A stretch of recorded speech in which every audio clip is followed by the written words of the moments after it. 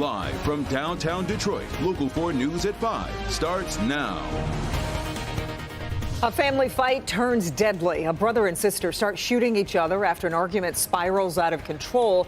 Now the sister is dead and the brother is behind bars. The 54-year-old woman was rushed to the hospital but was pronounced dead on arrival. Thanks for being with us, everybody. I'm Kimberly Gill. I'm Devin Skillian. It happened this morning at a business on 19 Mile near Mound in Sterling Heights. Sean Lay live tonight with where the investigation stands. Sean. Just got an update from Sterling Heights police. They tell me both brother and sister fired shots in this case. The brother right now being held by Sterling Heights police as the Macomb County prosecutor goes over the case and considers possible charges. We also know this truly was a family business, mom and dad, and then son and daughter, or brother and sister, and all that changed dramatically today.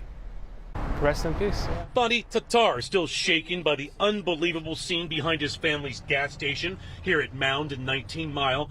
Gunfire and then medics frantically trying to save a woman's life by giving her CPR. I saw the husband crying, and it was very sad to see. Sterling Heights police tell us there was a wild and deadly shootout right here between a brother and his sister at their family soap manufacturing business called Koth. 9 this morning, brother and sister show up to their business and have a vicious argument over their family business. How vicious? Each yellow marker you see here represents a gunshot. Certainly very unfortunate for the family, and obviously the family of the deceased, and our hearts and prayers go out to them. But I'm sure this is all going to be figured out in the end. This shootout happens right here. Let's put drone 4 up high. I'll show you exactly where. 19 and Mound, an incredibly busy area. Anyone could have been hit. As you can see, this all transpired right in the parking lot. So certainly, you have, people shooting each other in all different directions, and yeah, there are rounds flying everywhere. Back here live, so many shots fired. Again, police confirming sister and brother exchanged all this gunfire. The brother was not hit. Again, he is being held right now as the prosecutor reviews the case. No charges yet, but charges could come. Also learning more about the company of mom and dad. A family started this soap company that provides soap for local businesses and their washrooms. Son and daughter, brother and sister, they took it over. But again, that changed dramatically today with those gunshots. Back to you. Well, Sean, what are you hearing? Was there some kind of argument first? That's what we do when we get to places. We ask people, what did you hear? What did you see? Yeah. No one saw anything and no one heard that argument, but all around, including a restaurant across the street, heard all of those shots, and that's when they saw things unfold. Boy. All right, Sean. Okay, we're going to get to some breaking news right now. This is just in from southern Wayne County. The cities of Wayne, Romulus, and Westland have been put under a boil water advisory. The Great Lakes Water Authority says the advisory comes after an equipment malfunction in a water distribution system, and it's not expected to be fixed for another 48 hours. Again, those living in the cities of Wayne, Romulus, and Westland need to boil their water for at least 1 minute before you use it. We'll bring you any new information as we get it here on air and on clickondetroit.com. Move to Macomb County. Police in Chesterfield Township say a work crew hit a natural gas line, causing a mobile home to explode. Yeah, check out this video from Sky 4 over the Carriageway Mobile Home Park. That's just off I-94 north of 23 Mile. And you can see there flames from that gas line shooting out of the ground. Tim Pamplin was there today as crews worked to put that fire out. Crews from various agencies up here in Macomb County cleaning up, mopping up after this massive mobile home explosion. It shook the entire community. And it was so loud, it sounded like a bomb. The explosion occurred, sending debris from the home skyward, destroying this one unit and melting the siding on others. From Sky 4, you could see the backhoe consumed by flames as the gas bubbles up out the ground. My 2 grandkids were in the front room, and it was so loud because I'm right here, right across the street from it. I was laying in bed and it just shook everything, shook the house for 3 blocks. Semco Energy deals with the gas lines out of this part of town. They're going to be leading up the investigation here. I'm happy to report no injuries to any homeowners or workers. Yeah, workers are all fine. The only thing lost in the house is the dog, 2-year-old Pomeranian. So back out here, cleanup continues. I'm being told the family that lives here were across the road at a school open day. That is the scene in Chesterfield Township this afternoon. Tim Pamplin, Local 4. All right, Tim. A long-awaited report into the shooting at Michigan State revealing some new information about the shooter and his actions that night and in the days leading up to the tragedy. It now appears a fight with students weeks before may have had something to do with the shooter's rampage that night. Rod Maloney live with more on this. It is a pretty lengthy report, Rod. Yeah, Devin, it's just shy of 100 pages, and it's a chilling account. Takes you right into the middle of everything that happened that terrifying night. The students, the police, what the police did in the days after for their investigation. The redactions are many. They also had a lot of reports from people that really didn't help them that much. But this tonight is what we know. Previously, Michigan State Police said that they didn't have any idea what led the shooter to kill 4 co-eds that dark February night and injure 5 others. But the report released late last night through a Freedom of Information request tells a far different story. According to Michigan State Police Sergeant David Isabel, an unidentified man interviewed said that he knew the shooter as Tony. They'd met 5 years ago on the MSU campus at a gathering of community members interested in bettering their neighborhood. Had seen Tony 3 weeks prior, who seemed agitated. He told the man, whose name was withheld, that he had been beaten up by students. Didn't indicate if the students were MSU students. The altercation may have occurred during a weekend in the downtown East Lansing area.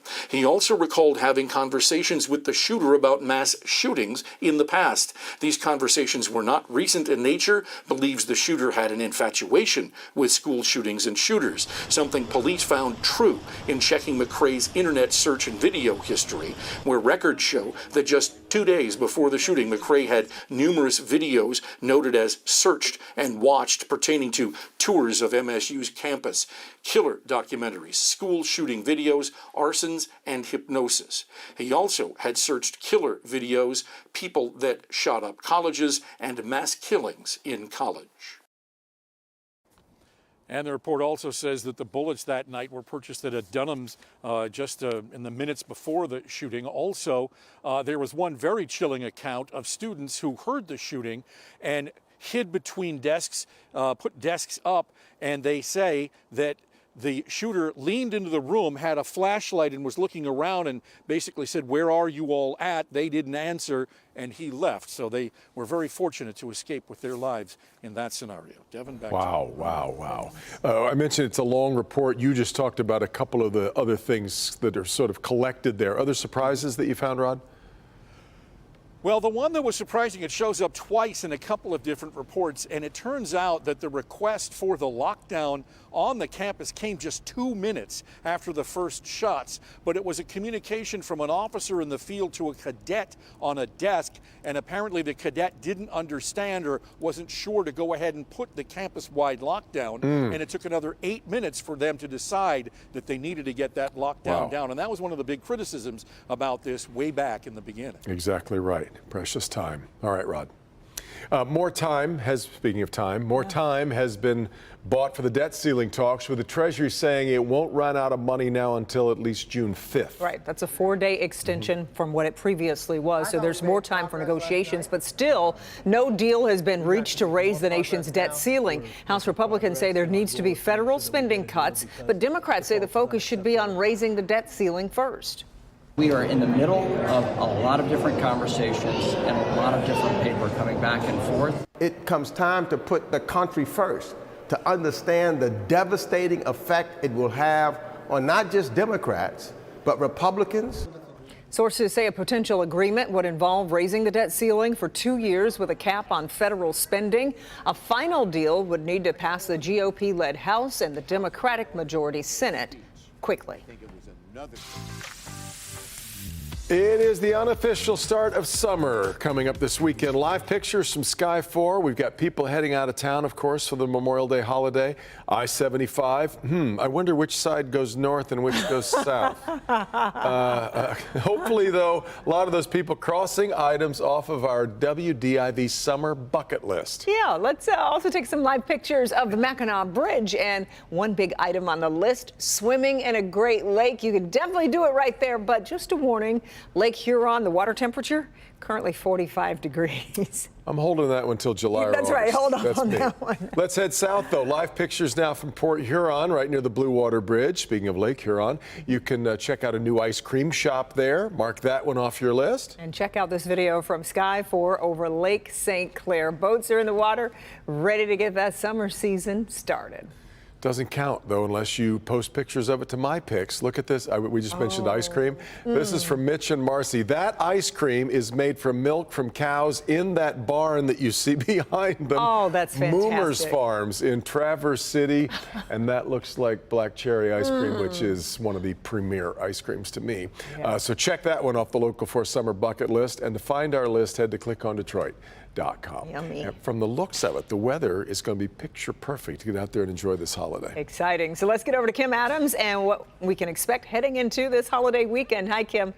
Hi, Kim and Devin. Well, I don't know how we can do any better than this, kicking off the unofficial start of summer, and it's going to feel like it. But it's still going to be a cool night tonight. Right now, we've got temperatures in the upper 60s in Mount Clemens and Port Huron, 72 City Airport, 71 Metro, and 70 in Pontiac. If you're headed to the Tigers game tonight, we start out in the 70s, but you'll definitely want to take along a jacket and a blanket, sweatshirt, because it will get cold, especially after sunset, cooling down to right around 60 degrees by 10 o'clock tonight. Tomorrow we get a little bit warmer than today. We start out in the low 50s, so no frost advisory for us tonight. You can keep those plants outside. Our high tomorrow reaches 76. How about 90? There's a 90-degree day in our forecast, and coming up I'll tell you which day it is. And also we need to talk about, there has to be an end somewhere to all this nice dry weather. We'll talk about that as well. All right, Kim, before you get behind the wheel this weekend, Michigan State Police have an important message. New tonight, the trend troopers are seeing on the road and the one thing we can all do to stop it. Dr. McGeorge. The viruses have come fast and furious this spring, especially if you have kids at home. But are we seeing the start of a summer shift? I'm Dr. Frankie McGeorge. I'll show you which illnesses are finally calming down a bit and which ones just won't call it quit. Okay, Doc, but first, after some pretty cool nights, are plants going to be okay? An expert weighs in on if this chilly weather could spell trouble down the road. We'll have that next.